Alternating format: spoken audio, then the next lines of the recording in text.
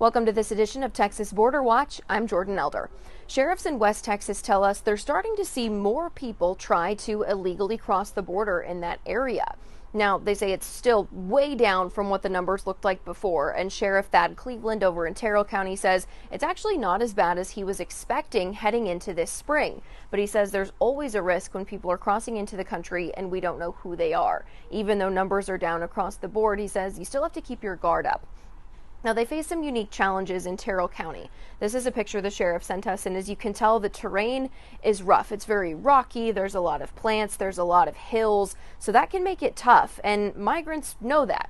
They're also trying to find new ways to fly under the radar, especially when they have to cross in areas like this. In a lot of the photos from Terrell County, you'll see camouflage clothing and other ways that migrants are trying to fly under the radar. So this group has about 20 people that ended up being caught by Border Patrol and deputies in the area. This month, Sheriff Cleveland says they've had 60 apprehensions, 18 outstandings, which means a camera picked them up, but they haven't been caught, and then 11 known gotaways, which is up from March. Now, there are troops with the Texas Military Department deployed in this area, but keep in mind this is about 20 miles from the border itself, so a lot of the personnel out there have to be really good at tracking and using technology. There are a few federal troops out there manning lookout posts in Terrell County. Our Yami Virhin got to talk to Sheriff Cleveland about the trends he's seeing and the risks that some of these migrants pose as they try to sneak across the border. We anticipate with the moon, it's perfect right now to give more light at nighttime for the groups to cross. So we're anticipating things to get even busier. You know, the Big Bend region of Texas, which Terrell County is a part of, we're that last frontier, if you will, for the U.S. Border Patrol, meaning there is no manpower, there is no infrastructure, and there is no technology out in these areas. Very little resources. So therefore, I foresee activity actually starting to pick up out this way as more of the border upriver and downriver from us. We continue to add more resources, cameras, fencing, technology, radars, and even manpower, such as the Department of Defense on both sides of the border. I see that forcing a lot of the activity out here to areas where there just aren't that many resources.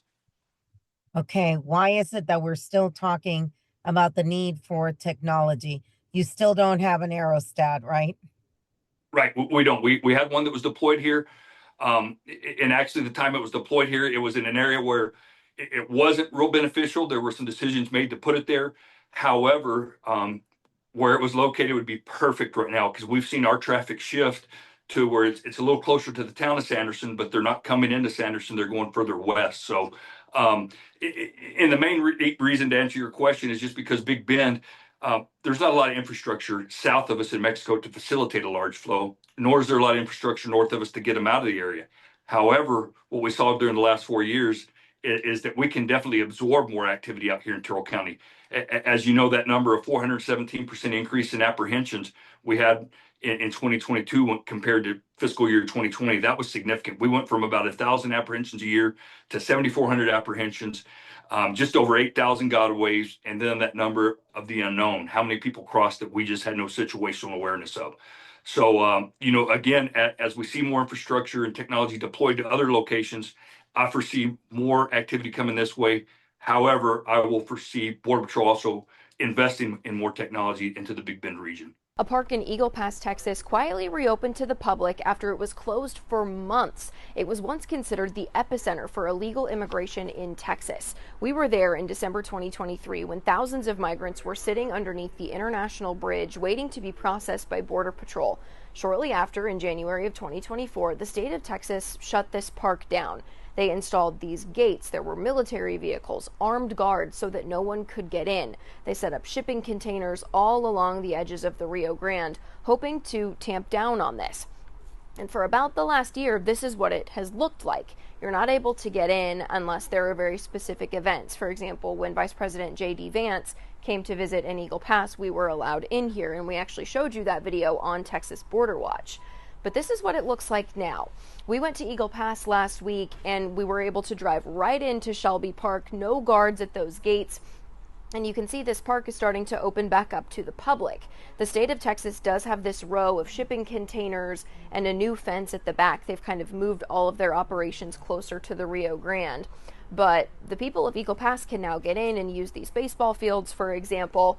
We got to talk to some of the Eagle Pass residents and to the governor's office about what the reopening of this park will mean for them and what it says about immigration and its status in Texas right now. This has been the scene since January of 2024, when the state of Texas locked down this 2-mile section of borderland. When crossings started dropping, Governor Abbott set this as the guideline for when the park would reopen. I believe if we have a president in place who's going to enforce the laws that deny illegal entry into the United States of America, that will be a time when the residents of Eagle Pass will be able to get their park back. And according to residents, Sunday was that day. We had to come see for ourselves, so we did.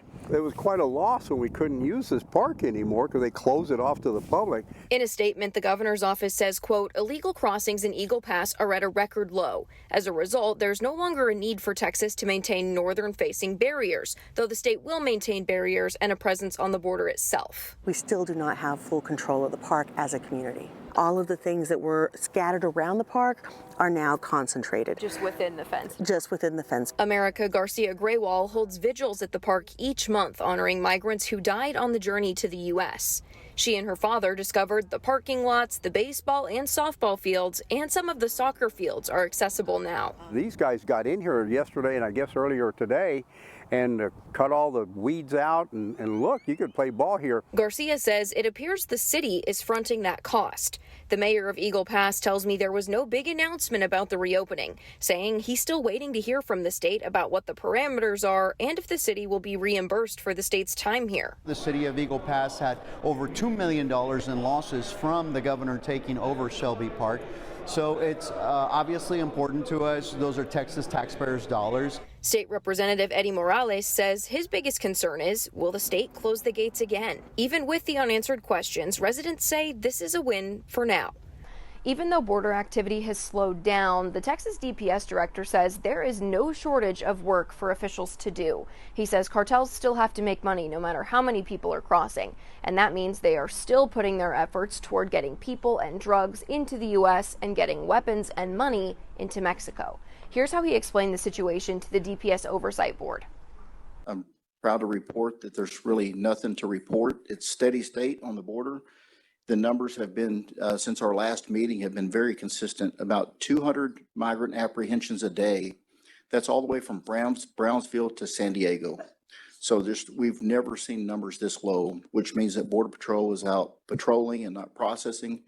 And, you know, we're hyper-focused on what we're doing at DPS, and our arrests are down, our apprehensions are down, but we're still on the border and we're still working. And so a snapshot of the last 3 weeks, for example, last week, we had 51 criminal arrests, 46 migrant apprehensions and referrals we didn't have criminal charges that were turned over to Border Patrol, 5 vehicle pursuits, 2 bailouts. We see some marijuana, cocaine, some currency, and 12 firearms. That's 1 week. The week before that, we had 99 criminal arrests, 67 migrant apprehensions and referrals, 10 vehicle pursuits, 5 bailouts, see some marijuana, and 54 pounds of cocaine and 3 firearms. And then the week before that, 65 criminal arrests, 42 migrant apprehensions, 11 vehicle pursuits, 8 bailouts, seized marijuana and cocaine again, and a firearm. In one stop in particular, we had a highway patrol sergeant made a traffic stop and noticed indicators of deception and evasiveness. Ended up doing a consensual search and found 25 pounds of cocaine and 10 pounds of black tar heroin. So this is just as low as the numbers are. The cartels are still going to exploit the corridors and between the point of entries to try to move people and drugs north and guns and money south. So our operations continue. I think sometimes the media, the perception is that everybody's gone home and there's no more work being done, which is absolutely not the case. In the next legislative session, I don't know if Chief Cooper is sharing the links to the video testimony, but it really shows you the depth of the subject matter expertise that we have in so many different fields. We were watching some this morning that's just super impressive. The subject matter experts are at DPS that are testifying on some of these bills that potentially determine, billions of dollars. And so we're really proud of where we're at in the session. It's early on. There's a lot of stuff that we're working on.